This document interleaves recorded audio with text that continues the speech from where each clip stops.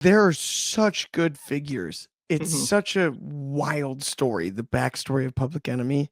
Yes. It's really cool to have these in figure form this way. Hey, everybody, want to welcome you to a new episode of Sold Separately. And today we're going to the extreme. One of the originators of table spots, the Public Enemy, are finally getting figures. But I can't do this alone without my co host, my fellow extremist, Clark. EC Dub, EC Dub. I love it. Public Enemy. Let's get right into it. I'm excited about this one. So, Zombie Sailor has announced this week they are releasing Public Enemy figures. The 2-pack, I believe, is $70 before shipping and all that other good stuff. Whoa. So I mean, obviously, Zombie Sailor does do high end. The interesting part with this is Public Enemy. When you look at their history, they did not last very long, about a Mm-mm. decade, give or take. And they never had figures. Now, bear in mind, they were in WCW, they were in ECW, uh, WWE, for 2 months, Monday which we Night will get Heat, into. But Sunday Night Heat.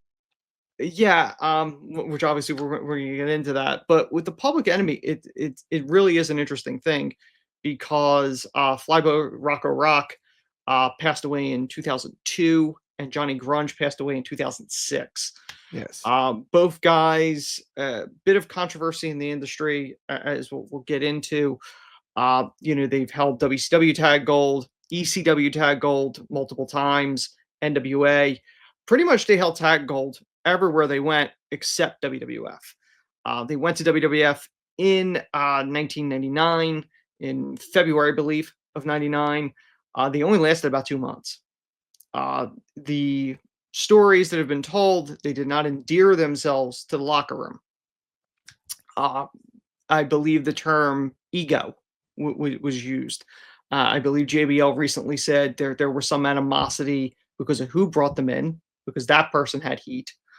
Also, when they went to WCW from ECW, apparently WWF was trying to pursue them in 95, and they chose WCW over WWE. So there were people that had issue with that. But the most infamous is the Sunday Night Heat. With the Uh, acolytes. Now, I have my personal experiences. I was only watching professional wrestling for about a year, so I was kind of naive to the business, like what was real. What I always knew it was uh, predetermined, but the inner workings and stuff like that. The first instance that I vehemently remember thinking, "Oh, I don't think this is going the way it's supposed to," was that match. The story with that match was the layout of the match was figured out, and just before they went out, Public Enemy said to the APA, "Yeah, we don't want to go through tables. Tables are our thing. We don't want to go through tables." And they proceeded to beat them within an inch of their lives live on the USA Network. And they were gone shortly thereafter. They appeared in WCW, and I believe they went to ECW at least one more time. But the Dudleys had a problem when they came in because, again, that is an ECW team coming into WWF, and they're like, "Are these guys going to have attitude?" And obviously, the Dudleys did, and the rest is history. But like I said, the Public Enemy has never had figures before. They are known for wearing their jerseys, which these are highly detailed, with all the little markings and everything with them. The back has their numbers. And the names. Yes. There are such good figures. It's Hmm. such a wild story, the backstory of Public Enemy. Yes. It's really cool to have these in figure form this way. Yes. Because the truth of the matter is, the table stuff, we remember the Dudleys for. Yes. They did start it, though.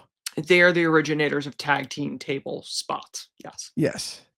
They started it, and I mean, it's an iconic time in wrestling history. And if you're a fan of it, this Public Enemy is great. I prefer to remember them mostly by their ECW days because the Yeah, rest of the history is muddy. you But that know, doesn't make these figures less cool, and I'm glad that we've got them. when you think about it, you're like, yeah, they never had figures. Like they Never. were never when they were in WCW. I guess they didn't view And them the as Nasty Boys had a billion, who I think is the biggest comparison you get tag yeah. team wise. I think the Nasty Boys do and Public Enemy do get compared a lot. The interesting thing when I was trying to research a little bit more for this episode, and I didn't realize at the time when I was a fan, but I didn't realize Flyboy Rocco Rock, they refer to him as Flyboy Rocco, and Yeah, they cut the Rock part in WWF because they didn't want any confusion because with of the The Rock, Rock. because of the Uh, Rock. yes, so that was part of that. But it is interesting the fact that, like, I don't know if we'll see more. Uh, I am a little surprised they wouldn't come with a table, which I think Interesting. would which I think would have been an interesting choice to at least give him a table. Yeah, But yeah, I think that's a great likeness of both figures, highly detailed, and we know Zombie Sailor does a great job with these figures.